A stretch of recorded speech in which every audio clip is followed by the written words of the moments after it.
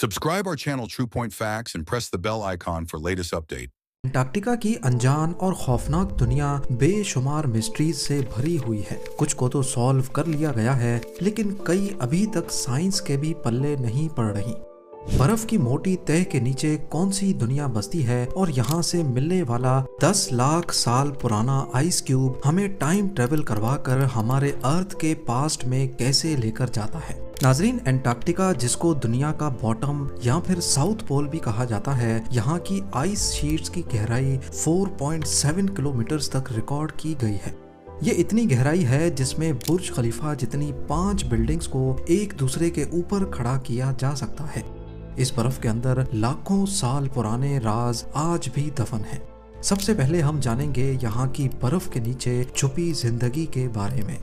Number 7, 2022 में researchers ने satellite image की मदद से अंटार्कटिका में मौजूद लार्सन बी आइस शेल्फ पर एक गैर मामूली निशान देखा।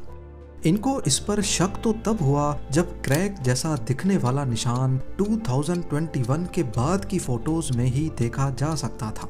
उससे पहले ऐसा कोई निशान वहां मौजूद नहीं था।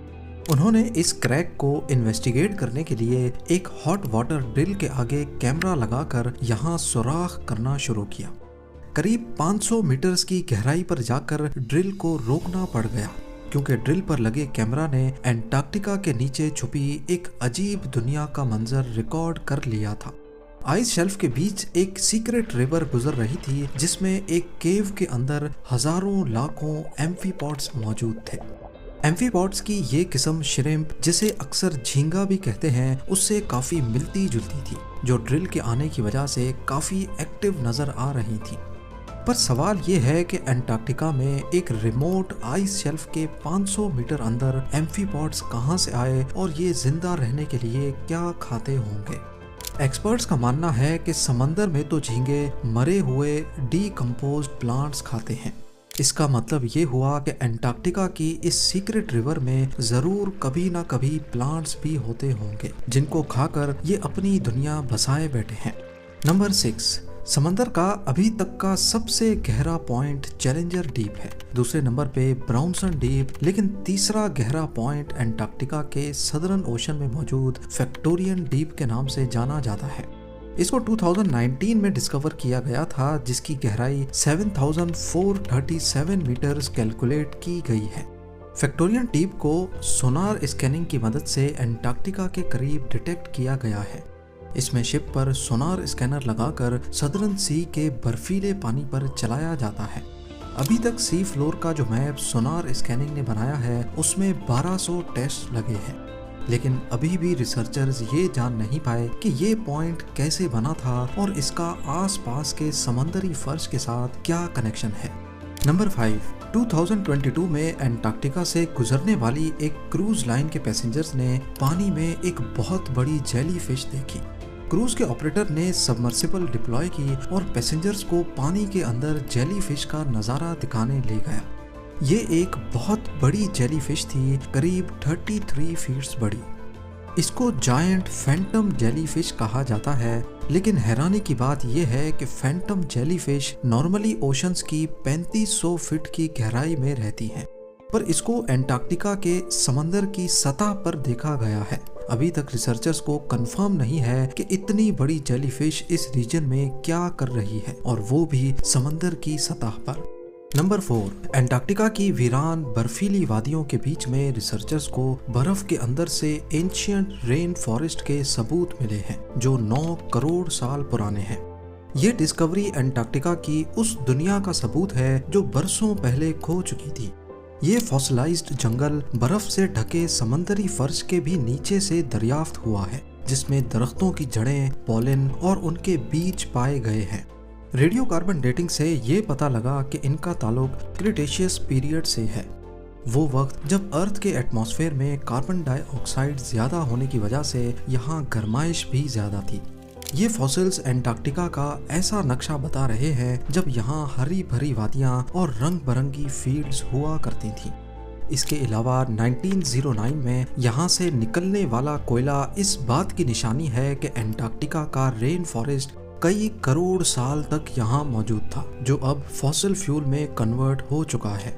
नंबर 3, अंटार्कटिका की बंजर बर्फ के अंदर से अभी तक ढेर सारे मीटियोराइट्स भी मिल चुके हैं। ये कोई आम पत्थर नहीं बल्कि एक बहुत बड़ी यूनिवर्स का सबूत है।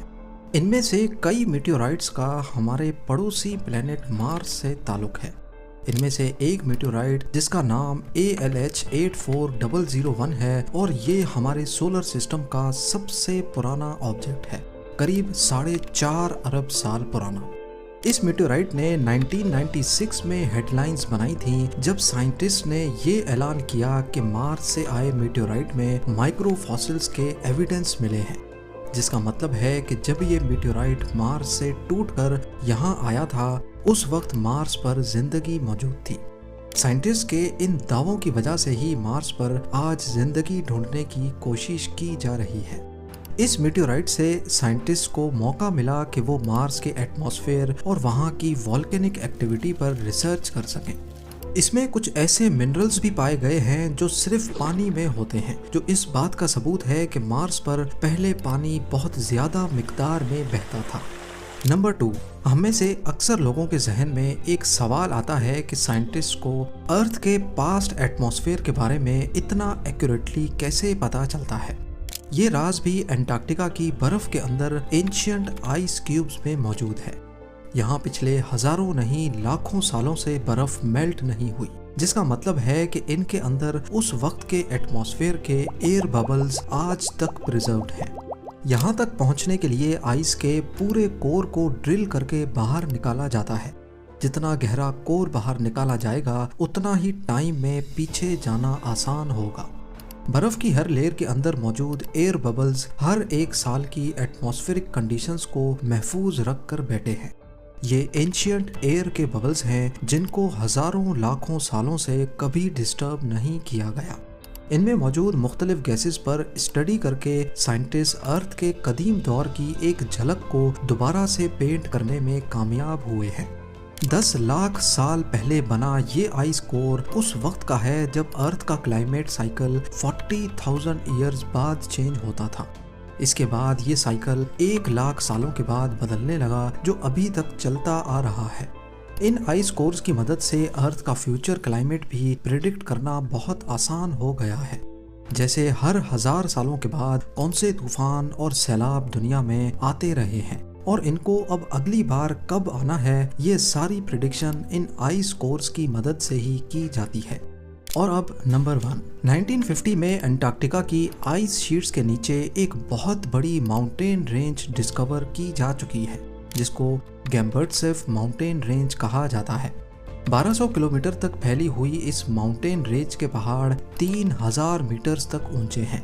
पर हैरानी की बात यह है कि ये पहाड़ दुनिया में मौजूद दूसरे पहाड़ों से काफ़ी अलग हैं।